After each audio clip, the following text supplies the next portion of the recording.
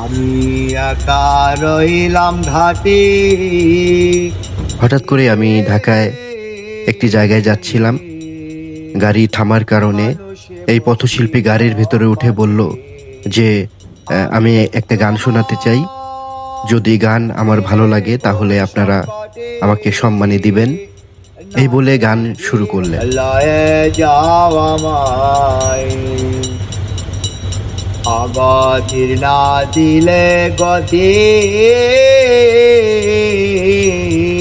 ব্যস্ত শহরে প্রতিদিন হাজারো মানুষের ভিড়।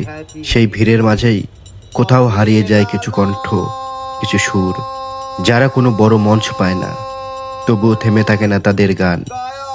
এই ভিডিওটি সেই সব পথের কণ্ঠশিল্পীদের গল্প, যাদের জীবনের প্রতিটি দিনই সংগ্রামের, কিন্তু হৃদয়ে লুকিয়ে আছে অসীম ভালোবাসা আর স্বপ্ন। পারি লয়ে যাও আমায়। সকালের সূর্য ওঠার আগেই তারা বেরিয়ে পড়ে। হাতে হয়তো একটা পুরানো গিটার বা শুধু নিজের কণ্ঠটাই তাদের একমাত্র ভরসা। ফুটপাত, বাস স্ট্যান্ড, রেল স্টেশন, এসবই তাদের মঞ্চ।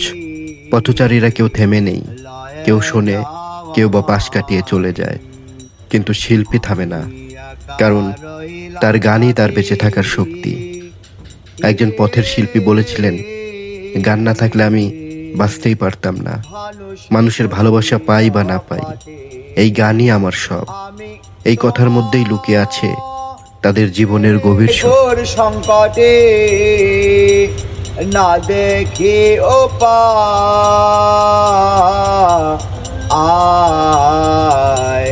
অনেকেই হয়তো জানে না, এই শিল্পীদের মধ্যেও আছে অসাধারণ প্রতিভা। সুযোগ আর পরিচয়ের অভাবে তারা পিছিয়ে পড়ে, কিন্তু তাদের স্বপ্ন থেমে থাকে না। তারা বিশ্বাস করে একদিন তাদের গানও পৌঁছাবে মানুষের হৃদয়ে, একদিন তাদেরও থাকবে নিজের একটা বড় মঞ্চ।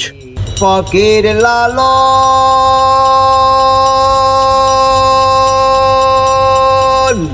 এই ভিডিও শুধু কিছু মানুষের গল্প নয়, এটা এক নিঃশব্দ সংগ্রামের ইতিহাস। এটা মনে করিয়ে দেয় প্রতিটি কণ্ঠের পিছনেই আছে একটি গল্প, একটি স্বপ্ন আর এক অনন্ত লড়াই। পারি লয়ে যাও আমায়। যখন পরের বার কোনো পথের শিল্পীর গান শুনবেন, একটু থেমে শুনুন।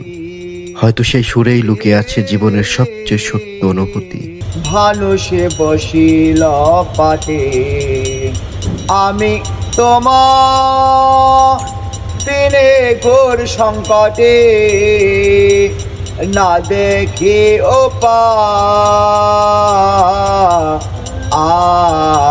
আয়। পারি